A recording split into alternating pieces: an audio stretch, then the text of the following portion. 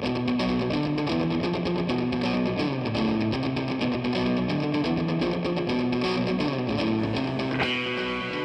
Pod, Episode 1011, Once Upon a Planet, by Kelsey Hutton.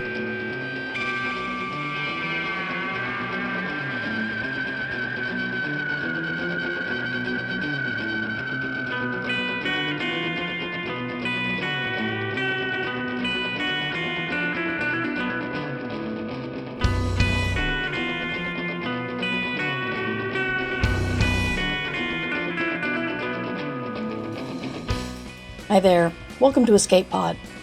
I'm Mer Lafferty, your host and co-editor. Today's story is Once Upon a Planet by Kelsey Hutton. Kelsey is a Métis author from Treaty 1 territory and the homeland of the Métis Nation, also known as Winnipeg, Canada. Kelsey was born in an even snowier city than she lives now, up north, as they say in Winnipeg. She also used to live in Brazil as a kid. Her work has appeared in Analog, Science Fiction, in fact, Beneath Ceaseless Skies, Agra Magazine, and others. When she's not beading or cooking, you can find her at kelseyhutton.com, on Instagram at kelseyhuttonauthor, or on Twitter/X at kelhuttonauthor.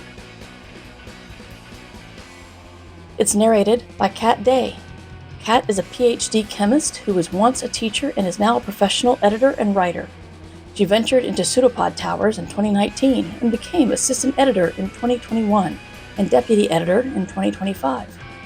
The best place to find her is on Blue Sky at chronicleflask.catday.com. And you can read her regular flash fiction offerings at thefictionfile.wordpress.com. This story originally appeared in issue 7.1 of Agra Magazine. Make sure you brought your auntie a cup of tea, because it's story time. Once Upon a Planet by Kelsey Hutton. Narrated by Kat Day. Once upon a time, there were 3 boring, totally normal planets, lazily circling their sun. One was too hot. It spewed out venomous flames like a fire breather with something pokey stuck in her teeth. Dangerously unpredictable, even for the daring. One was too cold. It was so cold even the ghosts got trapped there, growing more and more sluggish as their memories turned to ice. The lucky ones escaped off-planet into the relatively warm radioactive embrace of space before they completely lost what made them cling to this mortal coil in the first place. The last one, as they say, was just right. Or at least just right if you breathe ammonia, like surfing 50-foot tidal waves every day and don't mind a little volcanic activity now and then, just to mix things up. But for the sake of argument, let's call it just right. Ammonia, eh? Said Aunt Mildred as she pulled up to the edge of a tall, chalky cliff in her hot pink retro-style spaceship. You know, pot-bellied, pointy-tipped with a submarine-style porthole on the side, something straight out of a cartoon on the back of a cereal box. Except for the pink part, because everyone knows spaceships are for boys. As Mildred stepped out to take a look around, her breathing crackled over the sound system a little. Ammonia, famously, smelled like piss. She'd wisely decided to keep her helmet on. "You get used to it," said Aunt Ethel with a not small touch of pride, who'd once been human and now called herself an adopted Zeroshian. The planet was called Zerosha. Or at least, Ethel called it that. Who knows what it called itself, since she'd been here longer than anything else alive. She, unlike her sisters, was not afraid of getting attached. I suppose that first 100 million years weaning yourself off the old oxygen just flew by, eh? Mildred said, but good-naturedly, and clapped Ethel on the back in a hug that bordered on aggressive. Not in a mean way. That was just Aunt Mildred. Loud laugh, wide hips, big hair, and about 20 times smarter than anyone else in the room. Mildred was a woman who took up space and regretted nothing. Ethel squeezed Mildred back, tucking her chin over the bubble helmet, but just as quickly let go again. Come on, she hurried. You're late. Ethel was a head taller than Mildred, with permanently damp hair and a face full of lines that competed against each other to see who could crinkle around her eyes or her mouth in the most friendly way possible. She wore a glittering, long-sleeved gown of diamonds, from Neptune, of course, that contrasted delightfully with Mildred's sleek one-piece spacesuit, which was covered in the kinds of hooks and clamps and belt loops that come in handy when you spent your life tripping around in a rickety tin ship. Oh, I can't possibly be later than Phyllis, said Mildred. I swear, if we hadn't learned how to master time, that woman would be late to her own birth and early for her own funeral. You remember that time she brought out the fried carbon cakes when everyone was sidestepping to the polka? Didn't even notice what millennium she was in. I heard that, said a voice that pretended at crotchety so well it fooled even itself sometimes. Is that any way to greet your big sister? Mildred, who'd only taken a few steps forward on this crumbly, dark-soiled, rainbow-sheened planet, pulled up short. Aunt Phyllis appeared beside her from where she'd apparently been hiding out with the Quarks. Maybe she'd been a few centuries early. Mildred shone out a smile like a song. Phyllis! She cried, and went to press happy palms to either side of Phyllis's cheeks, careful not to smudge her plum lipstick. Aunt Phyllis lived and died many times over, across the ages, in fact, by her plum lipstick. But Mildred needn't have bothered to be so careful. Her palms swished right through. I'm going non-corporeal mostly these days, said Phyllis, gruffly. Easier on the joints, but it does mean you two pups are going to have to do the heavy lifting if we want to stop the end of the world. Which world?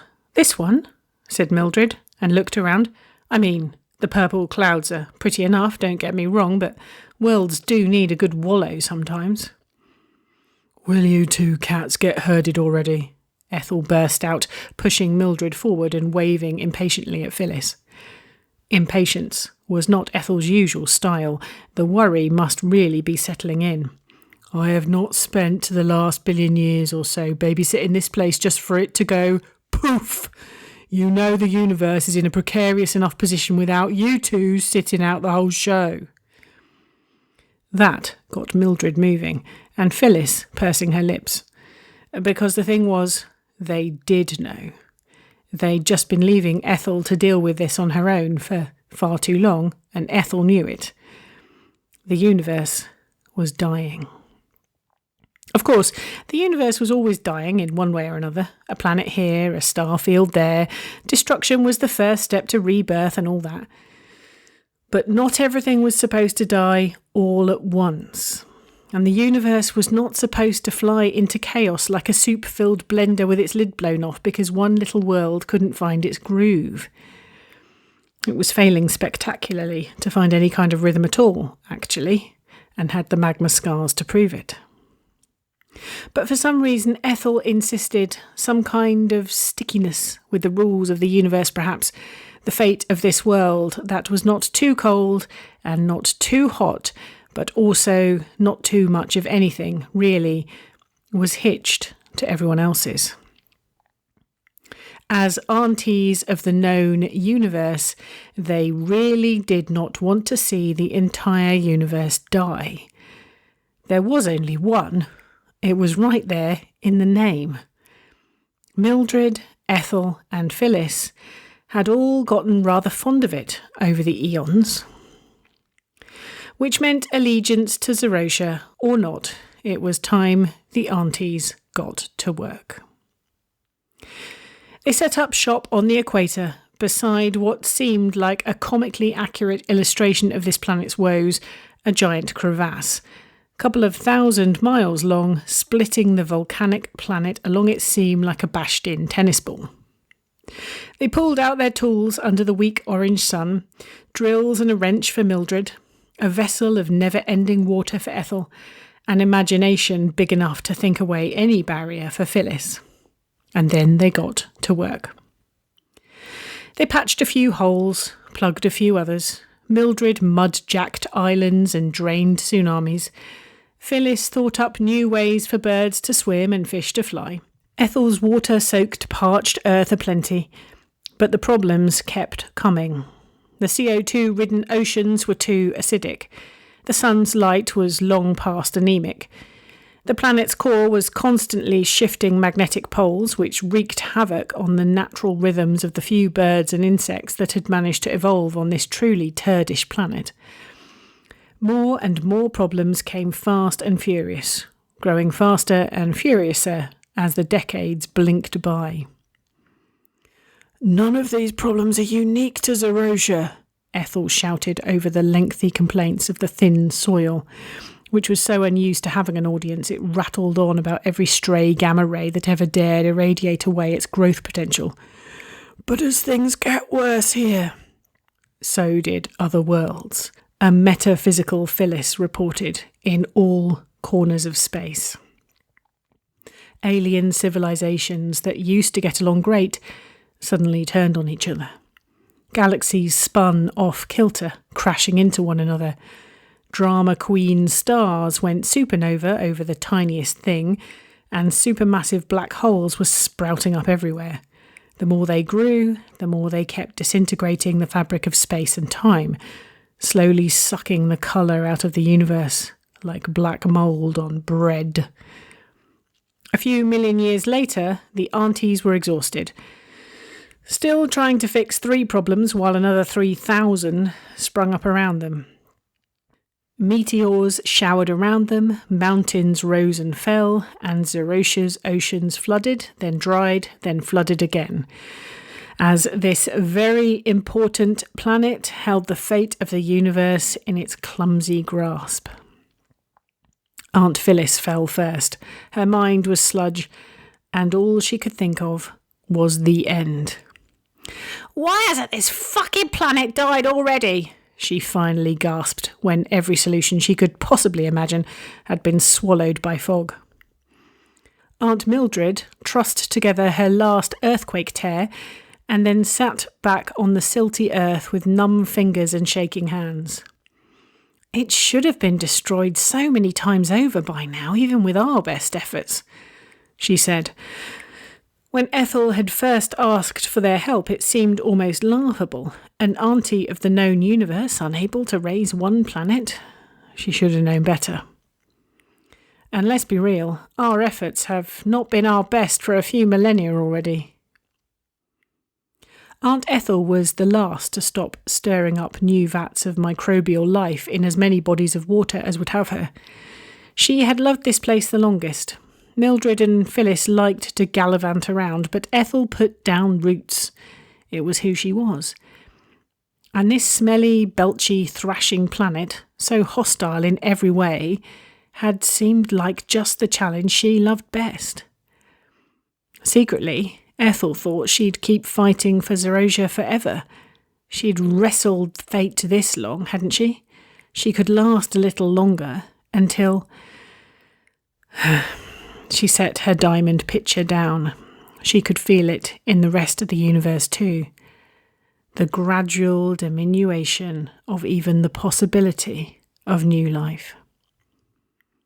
All 3 of them were dirty, weary, and bruised. Time was up. "Well, we've outrun death before," said Phyllis, the veins standing out on her thin wrists even as her projection flickered. Her signature plum lipstick had almost entirely worn off. "Not while the rest of the universe died with us," said Mildred, voice crackling faintly over her helmet's ancient sound system. "This might be the real deal this time." Her hair drooped, and she'd lost so much weight she might have blown away on a stray solar wind. The 3 of them looked at each other with blinking eyes. Despite their cosmic career choices and far-reaching powers, none of them really knew what lay on the other side. Who would they be? Who would they even remember? "But why this place? Why did death want to set up on a planet like this?" Ethel couldn't help but ask these questions one last time. They'd all asked them 1,000,000 times before, literally. "Death," mused Aunt Mildred on an out-breath, and then she sat up straight. "Death," she called again, this time in her loudest, "you'd better get out here now or your hide's going to be tanned 6 ways from Sunday" voice. It travelled faster than the speed of light, to the 4 corners of the universe and back again. And Death's blonde head peeped up, as if playing at being sheepish. Not from out of the centre of the universe, where she should have been, where endlessly hungry black holes epitomise the undoing that is the end of one thing before the beginning of another, not safe in her own state of ultra-powerful subconsciousness, like all good rules of the universe, but right here, in front of them, and personified no less, emerging from the crushing depths of the seam of Zerosha's own endless fault line. "Did you know she could do that?" Aunt Phyllis croaked. "I didn't know she could do that." Death's wispy hair was matted with mud, her blue eyes crusty with grime. But she smiled a deeply self-satisfied smile. "What?" growled Ethel in a voice that leagues away shattered glass mountains. "Are you doing in my own house?" "That was the longest game of hide-and-seek ever," said Death, her voice high and piping. "I gave you so many clues, and you still took so long." Phyllis lunged for Death's throat. It wasn't a good idea. The known universe didn't work so well without the counterbalance of unknown ends, and the aunties should know. They remembered the incessant chaos that came before. But her fingers passed right through, since she was still incorporeal anyway. "Doomavati, Eterna, Alani, Tukulka, Hecate," Aunt Mildred shouted. And when Aunt Mildred shouts, you listen. Death froze, 1 foot raised, to step out of Zerosha's fault line like she was stepping out of a tickle trunk. "Put it all back right now," Mildred yelled. "If I count to 3 and it's not back, so help me. 1, 2... "All right," Death shouted back, deftly standing up straight and seeming to care nothing for the fact that her once blue dress was stained black with blood. "You don't have to be that way, it was just a game." She snapped her dainty fingers, nails sharpened to points. Suddenly, Aunt Ethel drew a barrel-sized breath of ammonia all the way down to the bottom of her lungs. Warm water ran down one cheek, and the creases around her eyes relaxed for the first time in millennia. Aunt Phyllis blinked several times and her whole image sharpened, plum lips popping, as if a long-lost astral cable somewhere had finally been snapped into its socket. And Aunt Mildred. Aunt Mildred's curly brown hair bounced back against the confines of her cloudy, much battered helmet with a fierceness that rivalled the ghoul cats of Sector 4, whose screeches rendered galaxies asunder. "Oh, that is better," she said, like she had just sunk into a salt spring bath. And then she grabbed Death by the nape of the neck with one hand and wrapped strong fingers around the newly awakened entity's wrists with the other. Death gasped, but her claws only grasped useless, while her eyes burned like ice. "Don't you ever do something like that again, you hear?" Mildred whispered into her ear through the thin bubble of her visor, dead serious. Sometimes Aunt Mildred was the scariest one of them all. "Fine," Death whined, and Mildred let go. Even the neutrinos around them felt lighter somehow. Smelled better, too. "You have to admit," Death said, before she flounced off into dark matter, leaving only a glint of blonde behind. "It was a great hiding spot, wasn't it?" Entropy better not learn that trick, was all Aunt Phyllis managed to say. The other two aunties of the known universe didn't answer. Ethel paused for one moment and then whipped back to her poor planet. She was already caught up in planning the next rain cycle. "Cypress trees," she gleed as she wiped away sparkling tears, "and the plankton will be so pleased." Phyllis poked her head into the neighbouring galaxy, one that moments before had been about to tango with some explosive gravitational waves strong enough to rip it to shreds. She called back in tones that could almost be called happy. "All clear!" And Mildred, finally, took off her battered bubble helmet, took a breath, looked around with fresh eyes. The ammonia was still sickly sweet, but it no longer burned going down, and the sound of crashing tidal waves in the distance was actually rather soothing.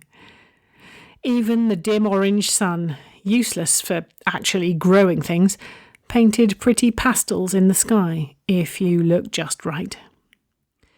She surveyed their cursed little planet, which wasn't so bad after all. Oil-slick rainbows in the dark earth around them glittered madly in the early morning light, and tried to remember where she'd parked her spaceship.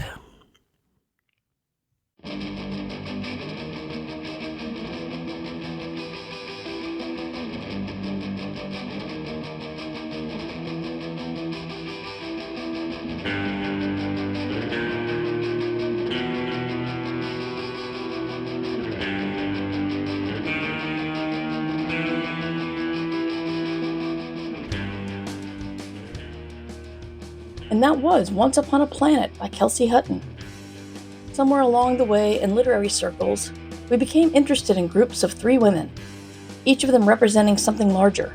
Maiden Mother Crone, 3 witches from Macbeth, the Fates from Greek mythology, and often the Furies are depicted as 3.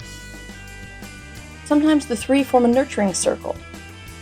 Some form a nigh impenetrable bond of strength to make them bigger than life itself. Regardless, most cultures view 3 as a number of power, and so the stories show. These aunties would fit in well with the literary triple goddesses of old, just in the future, with cosmos-altering powers, and they are tired of your shit. They're coming in to pick up after the children, but on a cosmic level. I'd stay out of their way. This story also made me yearn for the sadly cancelled TV show Chaos, a modern-day Greek mythology retelling of Orpheus and Eurydice. In the show, we do get to meet the Moirae, who are an absolute delight. I mean, Lachi is played by Susie Eddy Izzard. What's not to like? Go watch it if you haven't yet. It's a brilliant modern look at the gods, and it being kept to only 1 season is frankly criminal. Escape Pod will always be a free publication, but only with your help. There are several ways to support us, but the absolute best way is via a subscription at either Patreon or PayPal. Supporting us monthly helps us stay funded and able to plan for the future. We will of course accept any one-time donation, any Twitch subscription. There are several ways to support us, and if you can't do it with money, we'd love a review to help us spread the word. You can find all the donation links in our show notes at escapepod.org or contact donations@escapeartist.net. And when you donate, you're supporting Escape Artists, a 501c3 nonprofit with a whole admin staff containing 5 magazines, each with a full editorial staff. If you're in the US, you can probably write this stuff off on your taxes. And you might also have an employer matching program.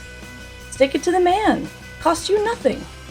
Escape Pod is distributed under a Creative Commons Attribution Non-Commercial No Derivatives license. That means you can share it with anyone. You can't change it, and you can't charge for it. All other rights are reserved by our authors. Our music is by permission of Daikaiju. You can hear more from them at daikaiju.org. That was our show for this week. Our quote comes from Gloria Steinem. God may be in the details, but the goddess is in the questions. Once we begin to ask them, there's no turning back. Stay safe and stay kind. We'll see you next week with more free science fiction.